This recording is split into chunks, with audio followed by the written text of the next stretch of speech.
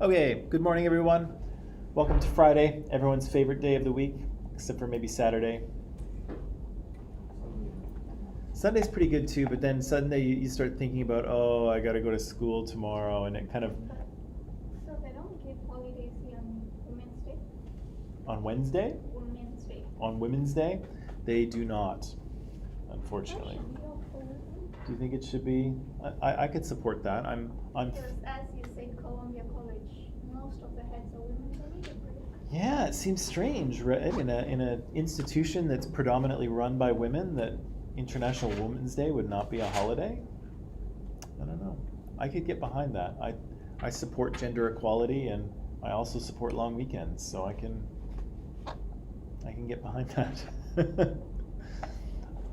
I'll have to do that. Robin, the principal. Robin, if you're watching, maybe we should have a holiday on International Women's Day. Something to think about. It's a good suggestion. Let's see. Okay, so Noah's almost here. He'll be here soon. Michelle is here. Good morning. Hadil is here. Good morning, Hadil. Adel is here. Good morning, Adel. Basil's on his way, and Irene is here. Good morning, Irene. Right. So yesterday we started talking about Greece, right? New unit, ancient Greece. We said that it had multiple periods. There's a Minoan and a Mycenaean period kind of early on, two of these semi-Greek kind of cultures living in the Bronze Age. There's a period, a Dark Age period, where political and economic centralization collapses.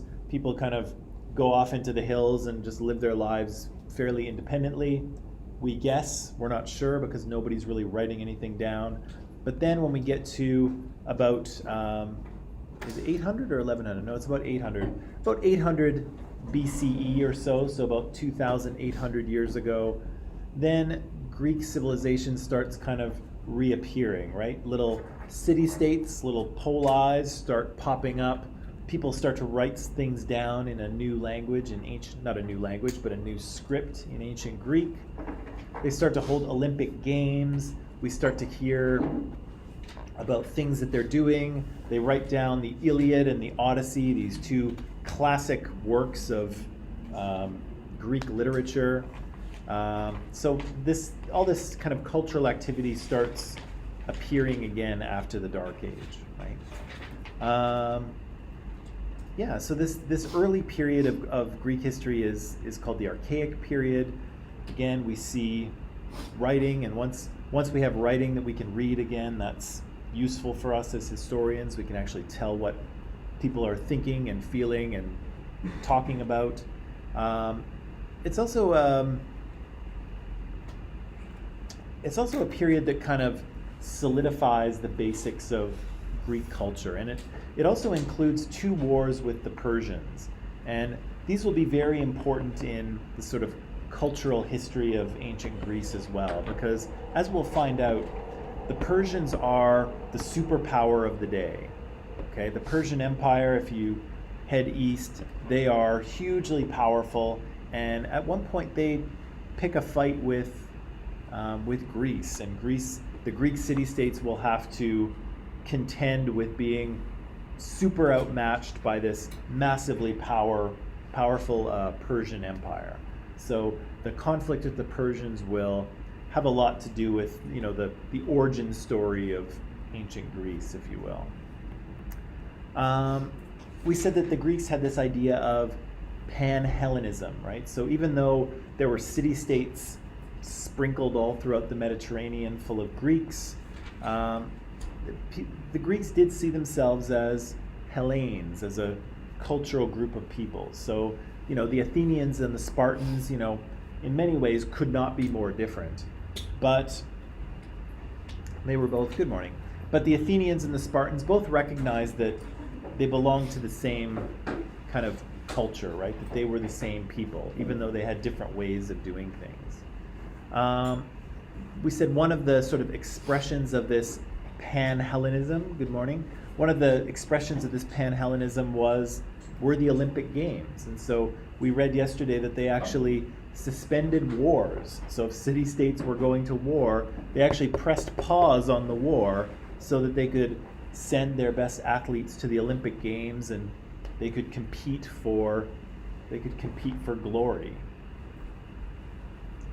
Incidentally, I don't know if it comes up, but lots of the sports in the original Olympic Games had to do with military skills. So they'd be throwing javelins, right? Just like throwing spears.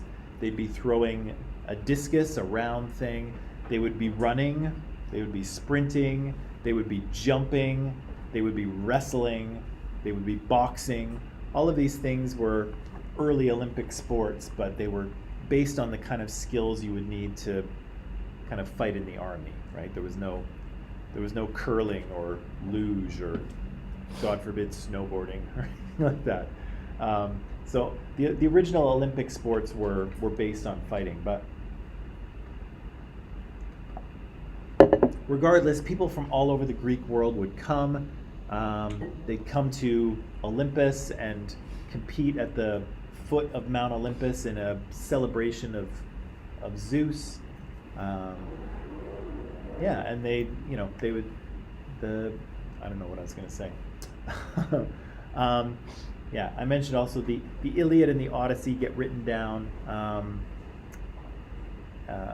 Also works by Hesiod, some other Greek writings, and those will kind of inform us about Greek culture and Greek values. Those works of literature will inform us about who the Greek gods are and what the Greek gods are like. They'll tell us kind of what Greek values are, right? What kind of things the Greeks feel are important. And they'll kind of help the Greeks to share those ideas amongst themselves as well, right? Because they're telling the story of the Iliad and the Odyssey. They're telling those stories throughout the Greek world, right? And so that kind of binds this group together as well. Right, so there's our map. We've seen that before. Oh, the polis. So there's lots of little polis, lots of little Greek city-states. They're all unique. They all have their own kind of laws, their own way of doing things, their own governance system, right? And again, one Greek polis is not the same as the other. If you go to Edmonton or if you go to Regina here in Canada, not that different, right? They're pretty much the same. They've all got Tim Hortons on every corner. There's snow everywhere. They're the same. But Athens and Sparta are two Greek polis that are quite different, right? And so to live as an Athenian is to have a very different experience of life than to live as a Spartan. Okay, those are two totally different things. Right. So we said Greek political systems. Every polis has a slightly different governance system. In the north, they tend to have monarchies, so they still have kings of Macedon. Philip II is one you'll hear about because he will conquer Greece, and then his son Alexander will keep conquering until he dies, basically. But those northern city-states have kings that are in charge of them, and we're familiar with how kings work. Some city-states like Sparta have an oligarchy, so they have a small group of people that are in charge of running the city-state. For Sparta, they're called ephors, and they're kind of they are elected, but once they're elected, they kind of do what they want, right? And then finally, we have democracy, and democracy we'll dig into a little more deeply today because it's pretty notable for the Western world, right? Most of the sort of the G7 countries, the most powerful and economically prosperous countries in the world now are democracies, and so it's worth looking in extra depth at that, although we'll see if that's true in 50 or 100 years, that all the most powerful countries in the world are democracies. We'll see how that goes, but it's worth digging into. Yesterday I had you read this little section on a hoplite phalanx, and what's a hoplite? Soldiers? And they're what? They're all like working together, organized. Right. So a hoplite is a Greek soldier. They're hoplites because they all carry a round shield, a hoplon, right? Everybody has to pay for their own weapons because there is no military. If your city-state comes under attack, you have to defend it. If you are a male of, reasonable age, you will have to pick up your sword and shield and defend the city-state, right? So these hoplons here, they're dressed differently at different times of Greek history, but also depending on the city-state you belong to and the amount of cash you have. But these hoplons would work together in a phalanx, right? In a sort of a series of rows in which the Greeks would kind of line themselves up, protect themselves, put their big spears through the holes in their shield, and then try to push the other group off the battlefield. And I imagine it would be pretty dangerous, right? You're charging into that, which doesn't look like anything I want to charge into. And once you get in there, you're kind of squished, right? You're squished. The other army is pushing against you. The guys behind you are pushing forward, and so you're just kind of like stuck, in this mass of men trying to fight it out and trying not to get stabbed with a spear, right? So I don't know. It doesn't sound like anything I would enjoy to be part of, but this is the manner in which the Greeks go to war. So we said it's the phalanx and the polis are kind of connected in a way, because both of them require the citizens of the city-state to band together and make it successful, right? There's no state beyond it. There's no Greek empire. All there is Athens, right? And you live in Athens with a few other thousand people, and if you don't want your city-state taken over, you will have to pick up the sword and defend it, right? And if there's no threat, you have to cooperate with your other city-state members to run the city, right? So the phalanx and the polis kind of run in a similar way, but also they're connected in that, one of the things that makes you a citizen of the city-state is your military service, right? So you don't just get to call yourself an Athenian because you like to live there. You have to do military service. You have to be willing to potentially surrender your life to protect the city-state, to protect Athens or Sparta or Corinth or wherever you come from.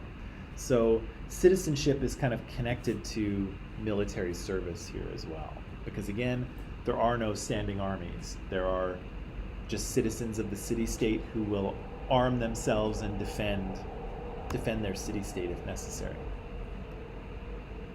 We talked about a few of the Greek gods yesterday, which I think, we'd probably heard of some of them before: Zeus and Hera and Poseidon and all of these different characters.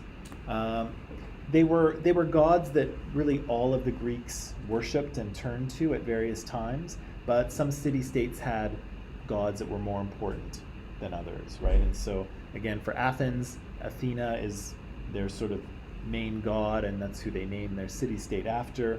Sparta's god is Artemis. She's the goddess of the hunt and of the moon.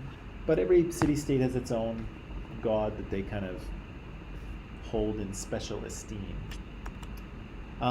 We heard a little bit about cults yesterday, and cults are just groups of people that are devoted to a particular god. They're not, weird or, they don't have that kind of negative connotation like they do in the modern world here. And we said that often Greeks looked to oracles to get some advice on what they should do. Even leaders of the community would go to the oracle and ask, big questions. And again, the oracles have the ability to speak for the god. And the one we read about yesterday in Delphi, she had a habit of speaking in kind of riddles, right? So she wouldn't give you a yes or no. She would give you a sort of answer that you had to interpret, which of course nobody really likes, but that's what, if the oracle tells you something, you just have to deal with it, I guess. Okay, I have a short video to show you that talks a little bit about Greek gods and a little bit about a few Greek myths, okay? And so remember, of course, that Greek myths are, or not Greek myths, but myths in general, are stories that are passed down from generation to generation.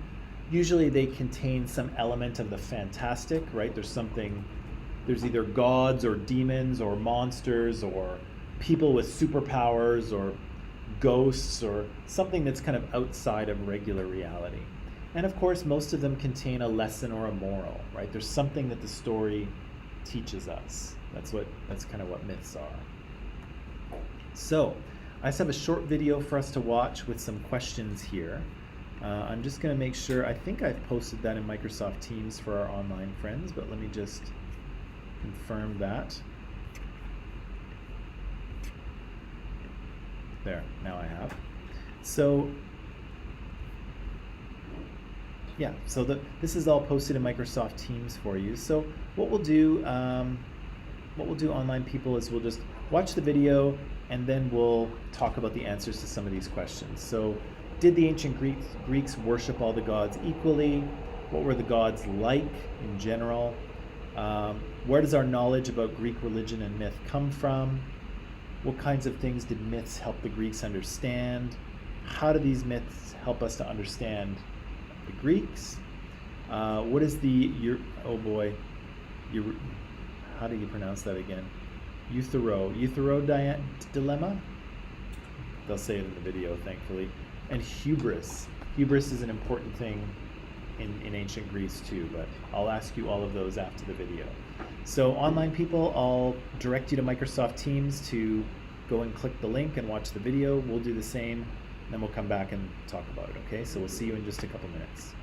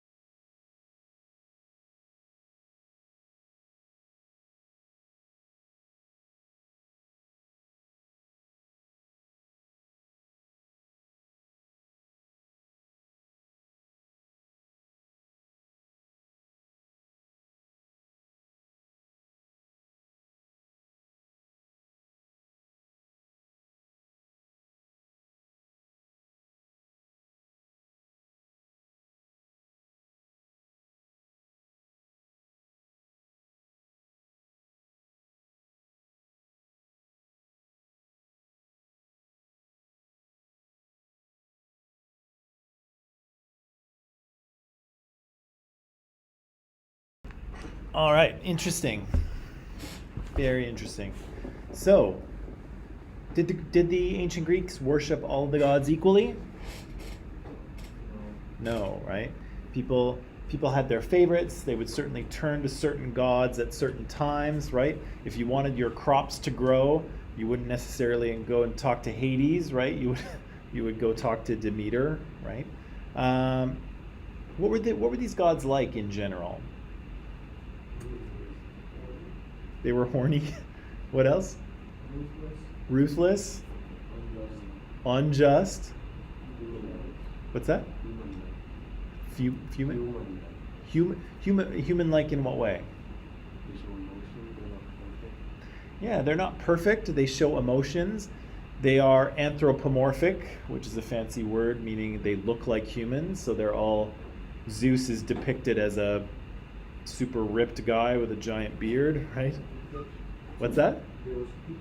In some cases they did stupid things, right? Zeus has quite a history of cheating on his wife, Hera, even though Hera finds out all the time. So he's done some stupid stuff, Zeus has.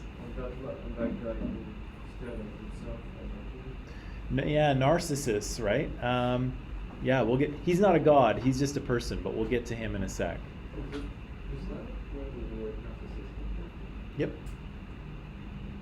A lot of, if you look at Greek religion and Greek myths, a lot of things have been taken from those and worked into Western culture and sort of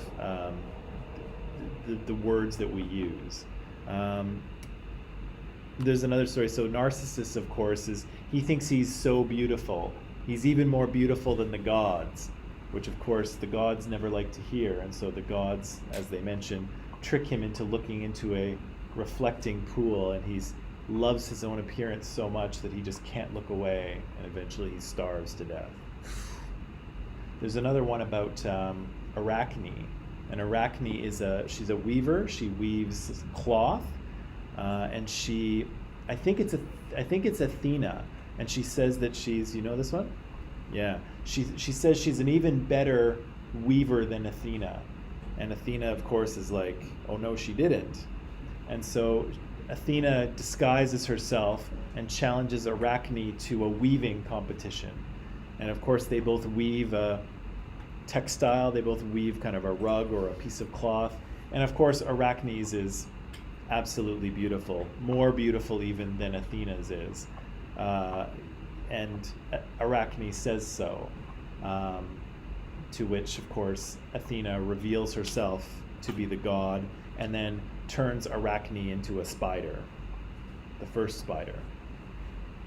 So again, there's lots of myths like this where humans, we're getting ahead of ourselves, but where humans exhibit hubris, right? They think they're better than the gods. They think they're more beautiful or more talented than the gods. And of course, the gods are insecure and and have low self-esteem. And so they, horribly punish anyone who thinks that says that they are better than the gods in any way. And again, there's tons of examples of this idea in Greek myth.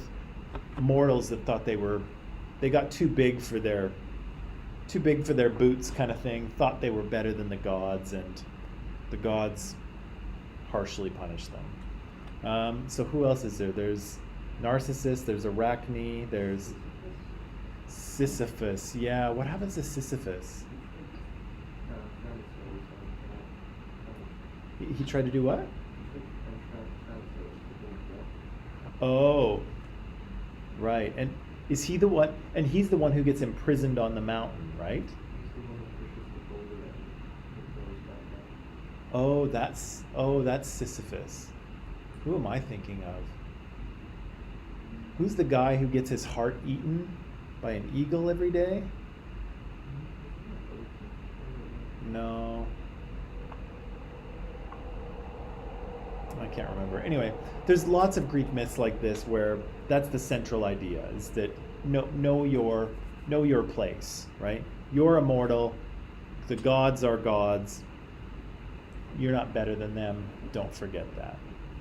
Yeah, but the gods are interesting because they are flawed, right? They're like humans. They get jealous. They get angry. They do stupid things. They cheat on their wives. They get drunk. Like, this is a very different conception from sort of the current monotheistic religions, right? Nobody ever talks about, God getting drunk, right? He doesn't do that. He's a perfect, virtuous, loving being. These gods are very different, right? They are very fallible, very human.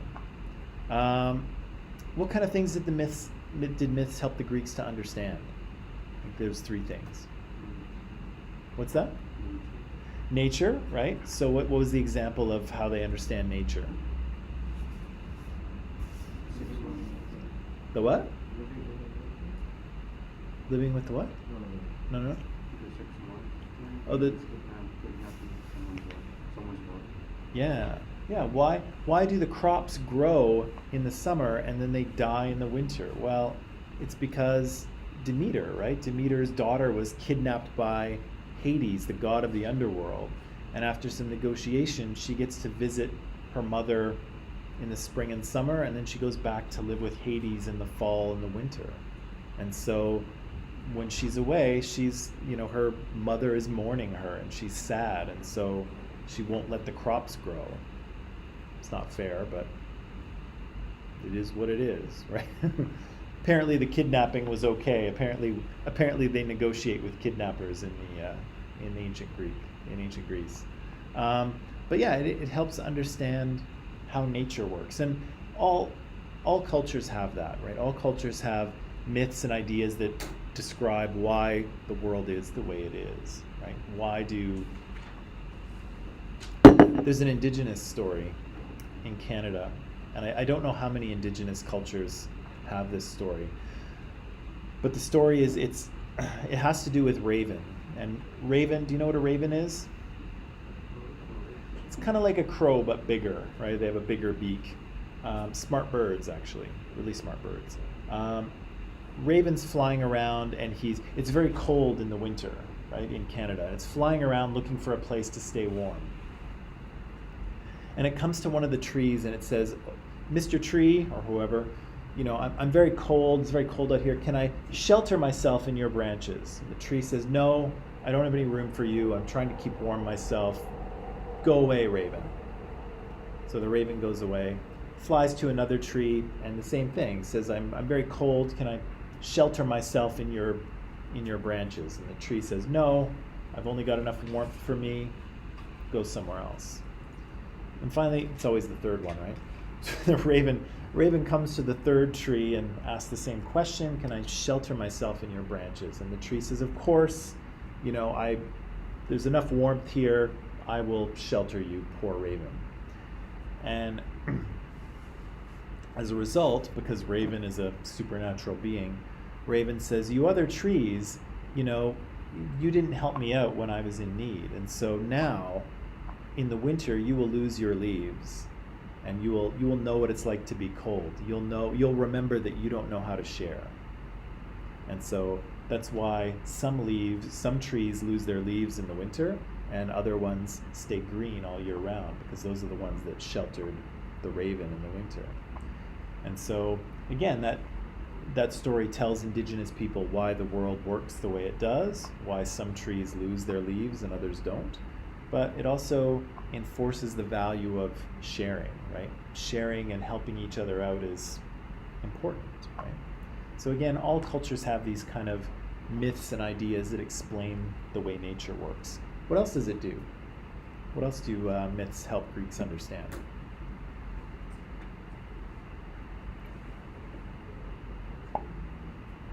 Morality, yeah. So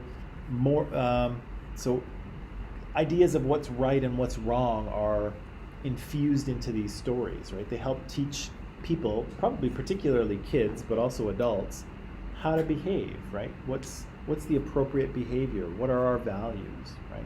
The myths help teach that. What else did they say?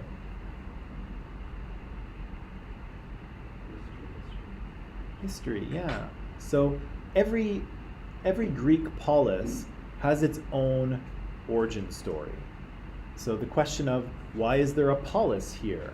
How did this city-state come to be created? They all have a little creation story. There's one, I forget which one it is. One of them, a dragon is slayed, so they kill a dragon, and then they take its teeth and they scatter the teeth into the ground, and then people appear. And those were the first Corinthians or something like that. So all of these city-states have a mythical beginning, right? They're either founded by a god or they're founded by some sort of, epic event. And Baha, you're looking at me like, what's that about? But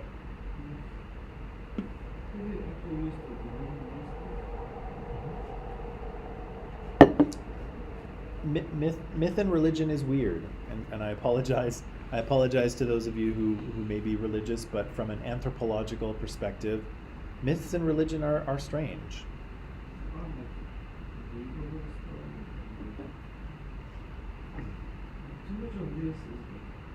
Well, the religion I was brought up into taught me that there was a God, and he had a son, and then there was also a spirit. And so there were three things, but they're also one thing at the same time, somehow. And then, for some inexplicable reason, God sends his son to earth.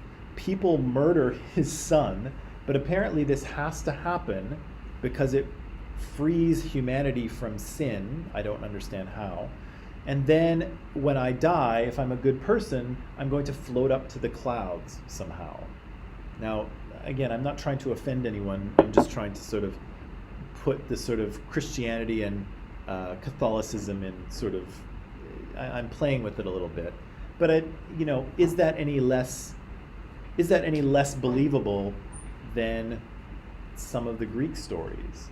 And again, maybe it is and maybe it isn't. But all religions are kind of a little bit strange. They've all got kind of stories that rely on belief because they deal with things that are beyond the sort of world that we all experience, right? There's something extra, something beyond, and the stories rely on belief, right? Because there's, we've never really been able to scientifically prove that there is a God, and so it requires faith, right? And it was the same thing with the Greeks, right? Their belief system required faith that Zeus was real, right? And how do you know Zeus is real? Well, did you hear that thunderstorm last night?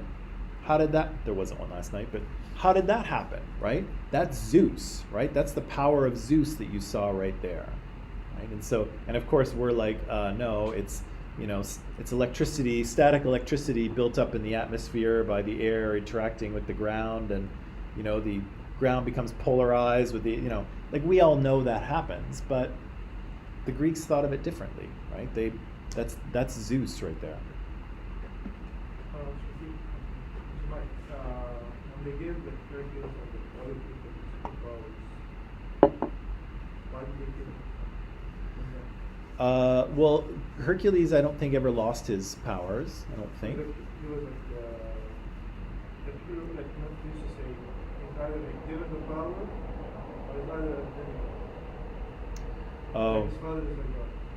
Yeah, well, Zeus is Hercules or Heracles, I guess we should use his Greek name. Heracles is the son of Zeus, but he's the son of a human mother, whose name I cannot remember. That's what it's different. Some people like to say that in Greek himself, he had all 12 powers. Another say he didn't himself. Oh, well, that's kind of the other thing. That's the other thing about myth that we'll just talk about really quickly. Myths are retold over and over again, and they kind of evolve, right? So the story of Heracles, for instance, there's a bunch of different versions of it, right? And there's different things happen in them, and the way I kind of think about it is they're reboots, right? How many Spider-Man movies have we had now? Seems like 1 million, right? And every time we have a new Spider-Man movie, it gets rebooted, right? And Peter Parker's kind of similar to the kid he always was, but in some ways he's kind of different, and the villains are a little bit different, and every time it gets rebooted, the story is mostly the same. It's a kid with spider powers, yeah, but in other ways the story is different. The details are different. And myths are kind of like that too. They're told over and over again. They're told for hundreds or thousands of years, and they get rebooted. They pick up variations. And so any Greek myth has multiple versions. And when I took a classical myth course in university, and it was funny because the prof was always like, well, here's the story, but sometimes it's this and sometimes it's that, and sometimes he doesn't do that, and sometimes there's this other character. And so the story kind of turns into instead of a line, it turns into a web of all these things that happen in some versions but don't happen in others. And so they're always messy. There's no real official version of the myth, just like there's no official version of Spider-Man, right? There's a story. I guess you can claim one is original, but the story just gets reimagined every time, right? It gets reworked to make sense for the time and place that it's in, right? Peter Parker originally is a photographer for a newspaper. What's that? Nobody's a photographer for a newspaper anymore, and newspapers barely exist anymore, right? So that part of the story has to go, right? It has to evolve, it has to change. Yeah. Well, yeah, he did used to work at the newspaper, but again, nobody works at newspapers anymore, right? So anyway, enough about Spider-Man. How do these things help us understand the Greeks? How do myth and religion help us understand the Greeks? At least to do what the gods Is it? Like let's say, for example, if they were following the gods. So whatever the gods did, they're gonna do the same. Right. So it taught us, or it tells us about what their views toward the gods kind of were, right? How they thought about the gods. What else did it tell us? About their culture? Yeah, but I need a little more than that. Mulder, what were you going to say? Yeah, values and beliefs, things that are important to them and things that they believe to be true. That comes through. What else? Morals. Yeah, what's right and what's wrong, which actually brings us to that Euthyro dilemma, right? What's the Euthyro dilemma?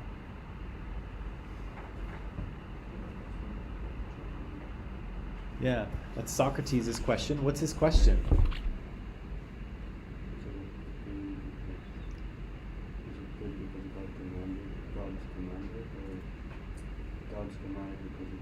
Yeah. How do we know the difference between good and bad, right and wrong, good and evil? How do we know the difference? Is it just what the gods say? Because it seems that the gods do some horrible things, especially ancient Greek gods, right? So is something good because the gods command it, or do the gods command it because it's good? And if there's another measure of goodness, what is it? Right? How do we if something is good, whether the gods say it or not, how do we know that it's good? How do we measure something that's good? What's the criteria for something being good? Right? That's what Socrates is asking. And again, that's an interesting thing because he's not looking for answers up there. He's looking for answers down here, right? How do we know the right thing to do if the gods don't tell us, or if we can't be sure that what the gods say is actually good? How can we figure it out for ourselves, right? That's Socrates' idea. And the last one, hubris, very quickly. The one that tried to do like Yeah. Yeah, hubris is kind of flexing too much, right? Thinking you're better than everyone else, thinking you're, too prideful, too arrogant, right? Especially more so than the gods. in ancient Greek myth, that will get you horribly punished, right? And yet, people seem to still do it anyway. People are guilty of thinking they are infallible, right? Or that they're always right, or they're better than everyone else, right? And Greek myth is trying to teach you that actually you're not better than everyone else, and you're definitely not better than the gods. And don't forget it, or else, right? Something bad will happen. Okay, break time? So, who's the guy that flies? They mentioned that one very quickly, or they, I'm just gonna say, hi Avera, nice to see you. Just a student from another term. That is Icarus and Daedalus, who, Daedalus is a very talented inventor. He gets punished by the king of Crete, King Minos. The king imprisons Daedalus, and are we on break now? Did I say we were on break? Okay, we're on break. It's okay. It's fine. Yeah. So the king imprisons Daedalus and his son Icarus in a tower that they can't get out of. But Daedalus is crafty enough to create wings from bird feathers and from wax, and he and Icarus escape the tower. But Icarus flies too close to the sun, the wax melts, falls to his death. Tragic. Okay, break time, take 10, and then we'll come back.